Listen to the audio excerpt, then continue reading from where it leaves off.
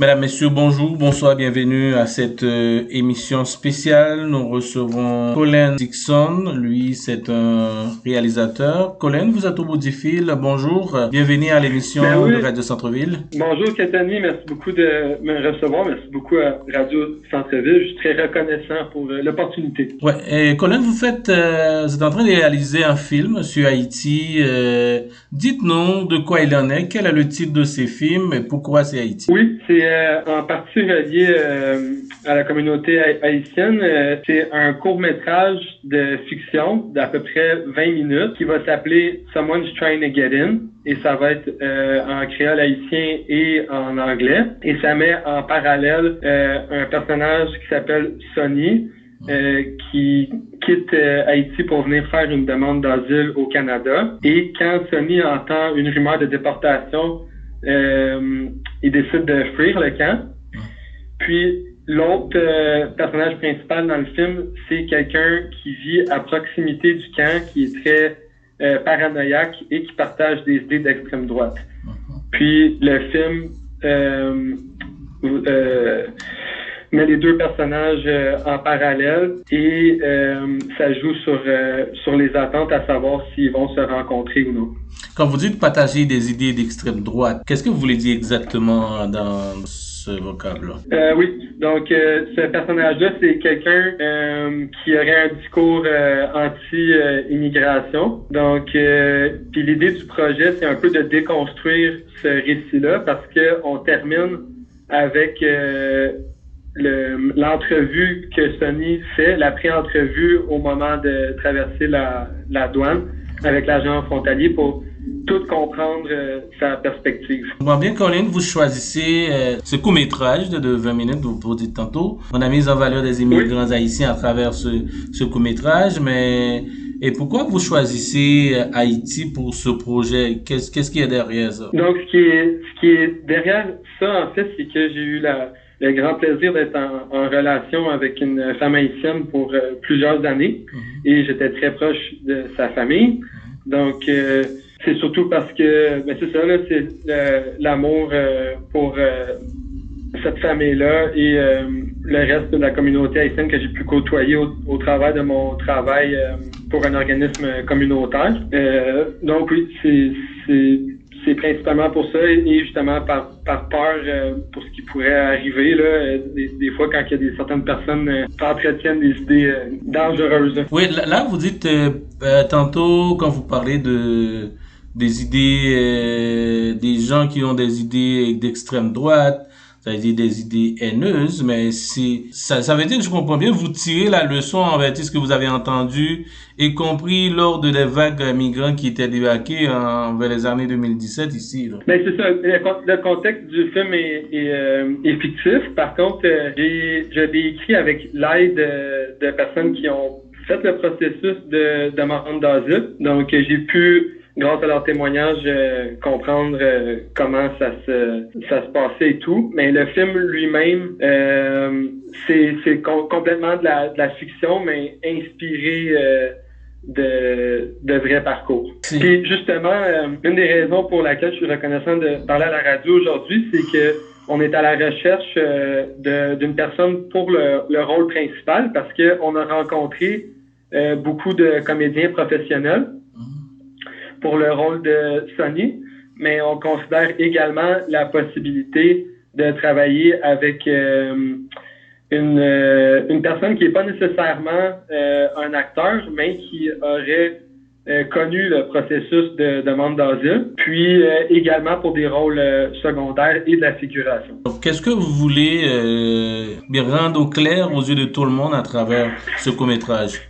Avec ce film-là, on veut faire comprendre le point de vue des c'est sûr que c'est un court-métrage, donc c'est juste donner un aperçu de ce que ça peut être la réalité de demandeurs d'asile qu'on a construit au travers des témoignages des personnes que j'ai pu rencontrer. Parce que, bien évidemment, c'est pas quand quelqu'un passe au travers de ce processus-là, c'est pas pour le plaisir du tout, là, c'est parce que c'est une situation urgente où la personne est en danger, mais c'est souvent pas compris par la population générale. Parce que normalement, comme vous dites, vous avez construit votre scénario à partir des histoires vraies et puis des vrais témoignages aussi. Quand il y a du monde il y avait des Québécois là qui étaient très fâchés et très acides, même contre le gouvernement et les demandeurs d'asile quand ils sont arrivés. Oui, c'est ça. Mais en fait, j'avais assez peur parce que j'ai non seulement rencontré des personnes, j'ai aussi regardé des vidéos sur YouTube pour voir à quoi ressemblait le camp temporaire en 2017. Mm-hmm.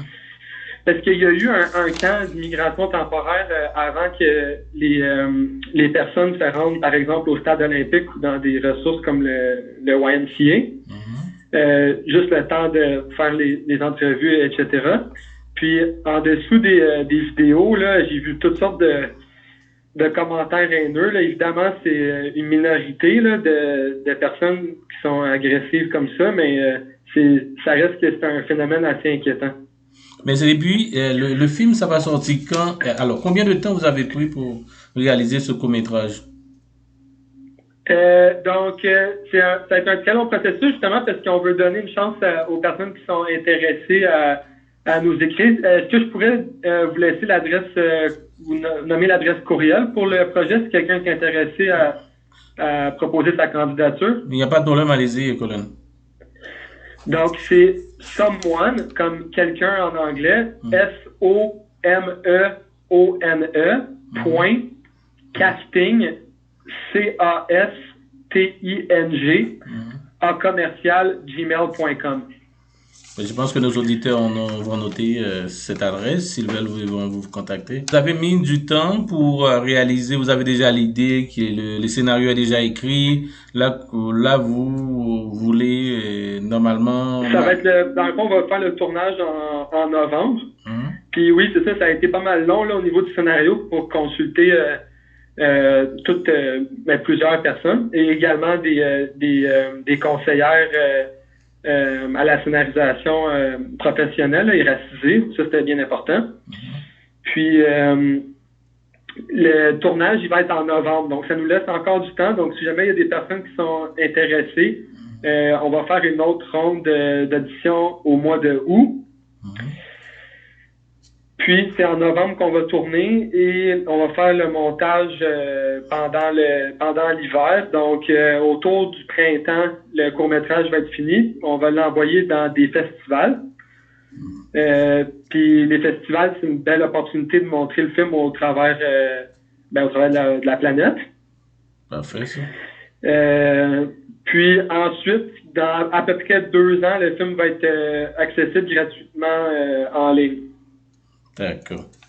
Donc, d'ici mois de novembre, vous allez commencer le tournage. Oui, exactement. Ça va être à peu près 5 à 6 jours. Donc là, vous parlez de 2 acteurs principaux là, dans le premier rôle et deuxième rôle. Est-ce que ces personnages ont été déjà... Non, bon, vous n'avez pas encore trouvé les 2 personnages, si je comprends bien. Ben, on a rencontré quelques personnes jusqu'à maintenant, mais on reste encore ouvert là, à des candidatures. Puis, pour les... Il y a quand même beaucoup d'autres rôles. Là. On cherche un des autres rôles importants, c'est une jeune fille haïtienne qui puisse parler, là, créole haïtien, ça c'est important.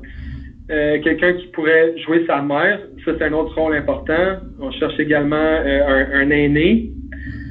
Puis, en fait, puis au niveau de la figuration, toutes sortes de profils. Là, donc, si le projet peut vous intéresser de près ou de loin, simplement écrire à l'adresse courriel someone.casting@gmail.com. Vous dites dans 2 ans, le film va être disponible gratuitement pour tous ceux qui veulent le regarder. Exactement. Et toutes les personnes qui auront participé au projet auront accès à un lien privé avant ça, là, pour qu'ils puissent le partager avec leurs proches. Donc, mais le problème, c'est que si on met le film gratuitement en ligne avant cette période-là, ben les festivals, ils le prendront pas parce que ils n'auront pas d'intérêt à le diffuser si les gens peuvent déjà le voir en ligne.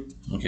Mais ça vous a pas un gros budget pour le faire? Vous dites que vous avez trouvé du financement pour ce projet-là. Oui, on a reçu un assez bon financement. Donc, toutes les personnes qui participent au projet vont être rémunérées. C'est sûr, au niveau de la figuration, c'est pas nécessairement des montants énormes, là, mais reste que tout le monde est payé. Là, c'est pas du bénévolat qu'on va demander. Vous avez quelque chose à ajouter pour bien décrire votre projet, pour encourager du monde à porter leur candidature dans le cadre de ce projet? Est-ce que vous avez d'autres choses qu'on n'a pas dit? Sur le plan technique, vous êtes bien encadré, j'imagine?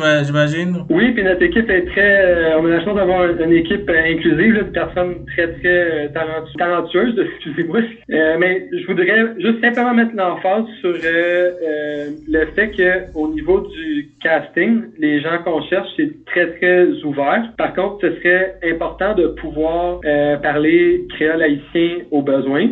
Puis, si vous êtes intéressé également de transmettre votre candidature d'ici le mois d'août, ça pourrait faciliter le processus. Puis, je vous remercie encore, Kétani, de même que Radio Centre-Ville, c'est très apprécié. Ben oui, on est toujours ouvert. Donc, on est là pour aider la communauté, pour aider à faire avancer des projets. Donc, je pense que tout au fil du déroulement du scénario, peut-être vous allez nous tenir informés. Et comme ça, on peut toujours regarder avec vous qu'est-ce que peut se passer pendant le temps qu'on puisse vous supporter dans le cadre de ce projet, Colin. Ben, merci beaucoup, c'est très gentil. Vous avez une équipe autour de vous, ça vaut la peine de parler de cette équipe, qui sont à vos côtés, à la sonorisation, qui sont les gens qui sont derrière, oui, ça derrière va me Colin. de nommer mes collaboratrices actuels. Donc, j'ai ma productrice Rosalie Chiquan-Perrault. Puis mon producteur exécutif Étienne Ancé. Ensuite, à la direction photo, je vais collaborer avec Simran Dewan. À la direction artistique, ce sera Laura Nem. Au costume, Kenny Dorville. Au montage, ça va être Philippe Lefebvre. Puis au son, il va avoir pour l'instant, Ilia Gafouri et Bernard Gariepi Strabo. Ah, mais c'est un très bon projet. Il y a tout un monde derrière vous, là. Oui, non, c'est ça. On est vraiment bien entourés. Puis ça va être un travail d'équipe là où tous les personnes impliquées là auront un impact important sur le projet. Là, par votre familiarité avec la famille haïtienne, donc vous connaissez très bien le sujet dans lequel vous vous êtes livré par rapport aux différents paramètres que vous devriez avoir pour bien décorer votre scénario, là. Mais une chose importante que j'aimerais dire par rapport à ça, c'est que je fais attention à pas prendre la parole pour la communauté haïtienne. C'est pour ça que j'ai pris la peine de rencontrer des gens un peu pour à la manière de. Le film n'est pas un documentaire là, mais d'avoir une approche un peu journalistique là, dans le sens où les dialogues et tout sont basés sur des vrais témoignages. Donc j'ai pas inventé plein de choses de toutes pièces. Puis le but c'est de vraiment faire ça en équipe avec tout le monde, puis pas tout seul de notre côté là. Puis une autre personne importante au niveau du projet, c'est Muriel qui est notre directrice de casting. Donc, si jamais quelqu'un est intéressé à participer, c'est avec Muriel que vous allez communiquer. Merci, Colin, de votre disponibilité. Donc, la Radio Centre-Ville est toujours ouverte pour vous accueillir, pour vous accompagner dans le cadre de votre projet. C'est très aimable. J'apprécie encore. Merci. Au revoir. Bonne journée.